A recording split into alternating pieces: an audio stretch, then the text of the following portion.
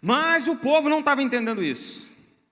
E aí eu quero entrar aqui no segundo relato, que eu quero meditar com vocês, no Evangelho de João, lá no capítulo 6. Abre lá.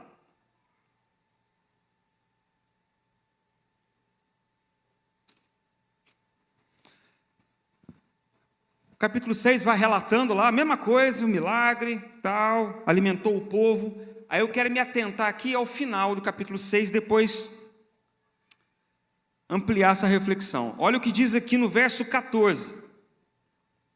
Depois de ver o sinal miraculoso que Jesus tinha realizado, o povo começou a dizer: sem dúvida, este é o profeta que deveria vir ao mundo. Sabendo Jesus que pretendiam proclamá-lo rei à força, retirou-se novamente sozinho para o monte. Guarda aí. O povo agora encontrou em Jesus o quê? Uma fonte de suprimento. E agora queriam fazê-lo rei à força.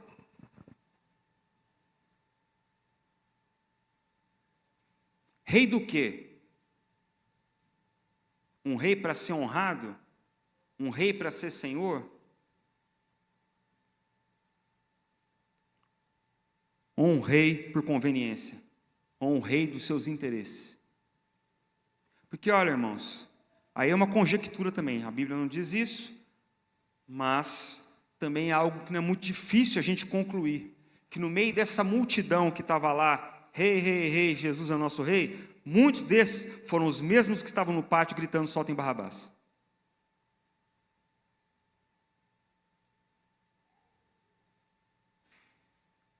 Alguns meses depois,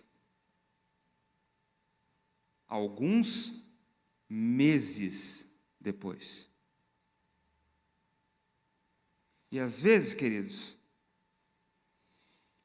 fazendo uma metáfora com a nossa própria vida, assim somos nós. Estamos louvando, adorando a Deus, declarando seu senhorio, o quanto que a gente ama, o quanto que a gente vai servir, conta comigo, Senhor Jesus. Aí a coisa aperta, a expectativa não é correspondida, a luta persiste, a dor, a decepção, a frustração, e o nosso coração começa a gritar: quer saber de uma coisa? Solta Barrabás. Faz sentido o que eu estou falando, meus irmãos? Vocês acreditam que isso está próximo do nosso coração ou não? Quantas histórias a gente conhece como pastores? Fulano está frustrado com a igreja. Fulano está decepcionado. Qual a decepção dele?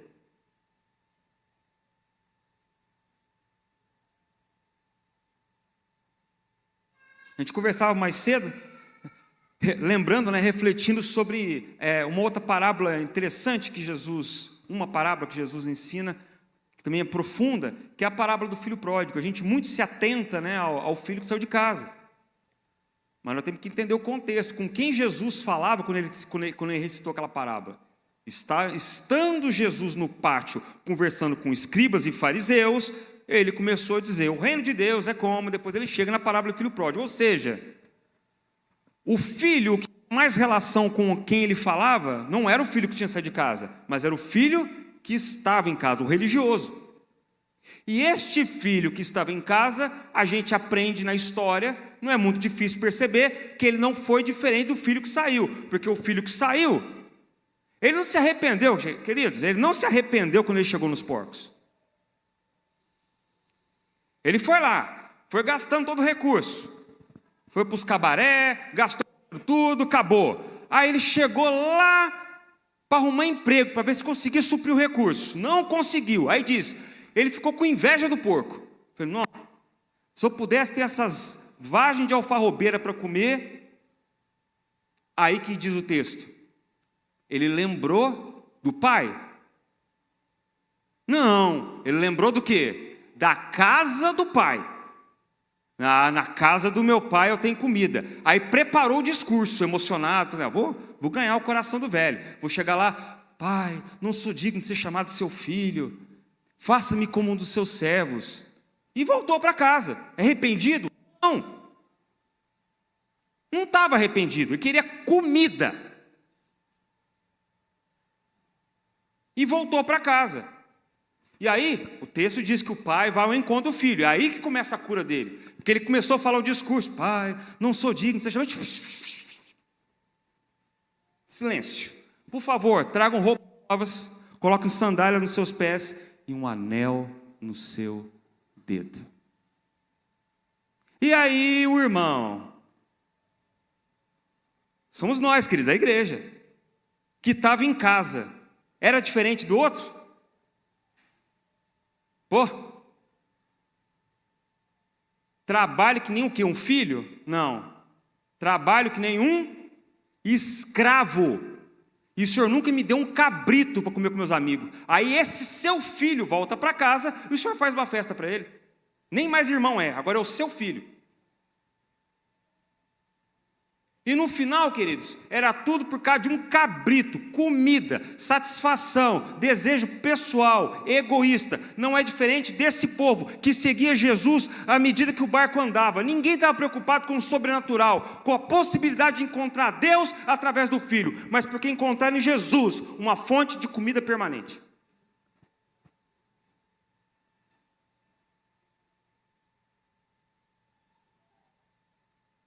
E é o que o texto fala, e é o que Jesus, porque esse para mim é o texto mais duro do Evangelho, de todos os Evangelhos, é o capítulo 6. É a palavra mais pesada de Jesus, no meu entender, para o povo. Ao ponto que no final dessa palavra o povo o povo foi embora. Porque eu não vou ler o texto todo, não vou ler o capítulo, mas vou passar por alguns trechos aqui. O povo, aí Jesus chega de novo, o povo encontra com Jesus, e o povo: Senhor, Senhor, onde o Senhor estava? Nós não estávamos preocupados, não estávamos encontrando Jesus. Para cima de mim, gente. Vocês não estão vindo atrás de mim pelo sobrenatural. Porque em mim vocês conhecem a Deus. É porque eu multipliquei pão para vocês, e agora vocês encontraram em mim uma fonte de comida permanente. E aí ele diz...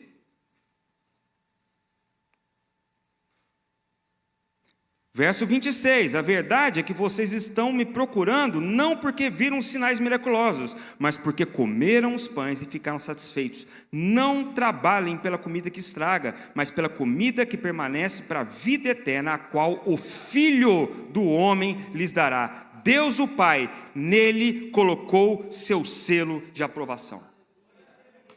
Queiram o Cristo e não o que o Cristo faz. E a partir daí, ele começa a falar do quê? De poder? Não, ele começa a falar de identidade.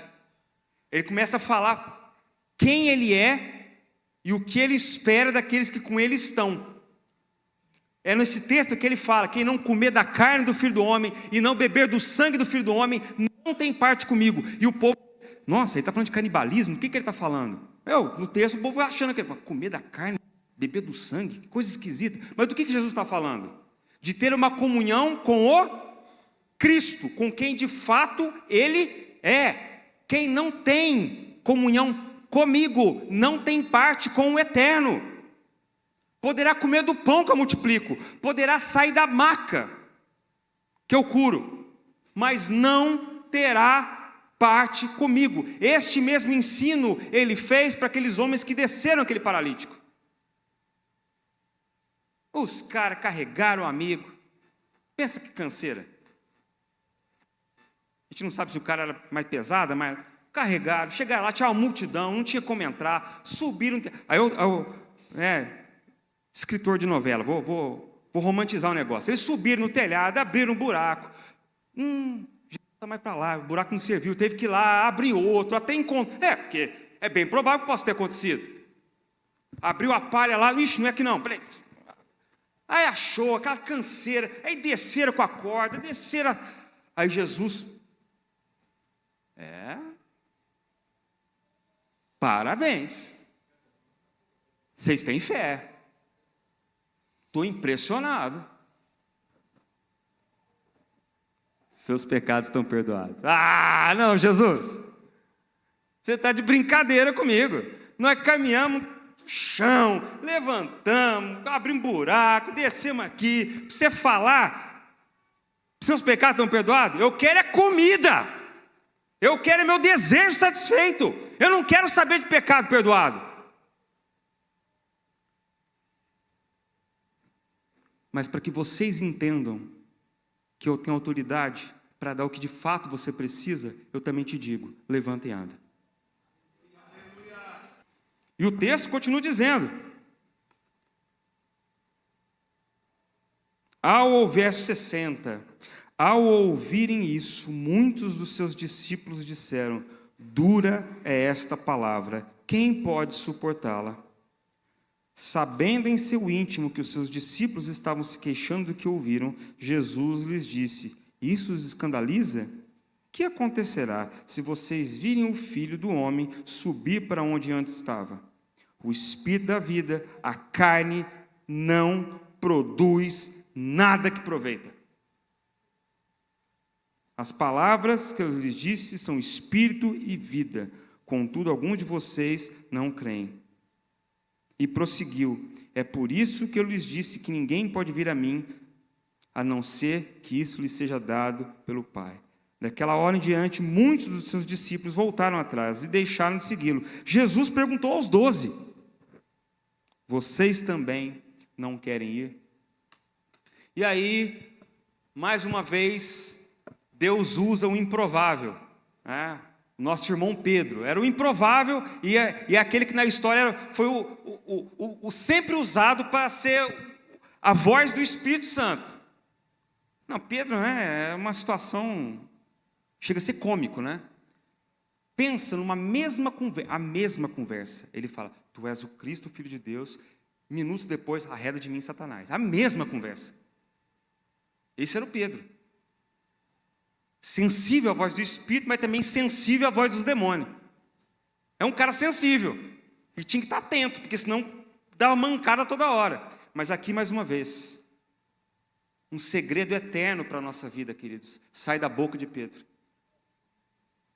Uma frase tão citada por todos nós, tão conhecida, mas talvez mais profunda do que a gente imagina.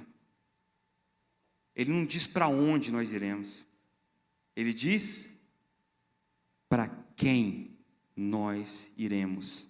Se só tu tens poder, se só tu tens pão, se só tu tens provisão, não, se só tu tens as palavras de vida eterna. Quem é Jesus para nós, igreja? Percebem como isso é mais sutil do que a gente imagina? Como está mais perto do nosso coração do que a gente imagina? Se tivéssemos um tete a tete com Jesus agora, olho no olho, ele se materializasse aqui agora e dissesse, filho, estamos aqui para resolver nossa parada. Estou percebendo que você está chateado, você está frustrado, eu devo estar em dívida com você, vamos acertar as contas, abre aí. Aí você abre o rolo. Desde os meus 15 anos eu oro por isso aqui. Não, tem gente... Não arreda o pé, não. Tem gente que é que nem... né? Tem gente que é que nem Jacó. Não arreda o pé, obstinado. Tipo assim, acho que a oração tem poder para convencer Deus, né? Não é movida por Deus mais, não. Eu que movo Deus, né? Então, desde os 15 anos, dizimista fiel. Ó, estou até aqui, não aconteceu. Pedi marido. Estou aqui ficando empatia.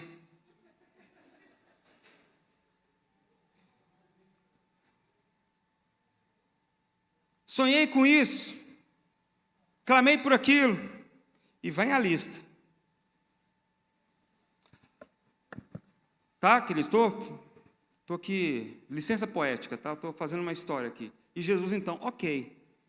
Se eu fizer isso, estamos acertados? A minha parte com você? Aconteceu tudo. Aí disse, obrigado, Jesus, tudo certo. Calma. Eu falei que a gente vai acertar. Eu paguei o que eu te devo. Mas agora você tem que acertar comigo. Entrega o teu filho. Entrega o teu filho, a tua filha. Pais, levantem as mãos aí.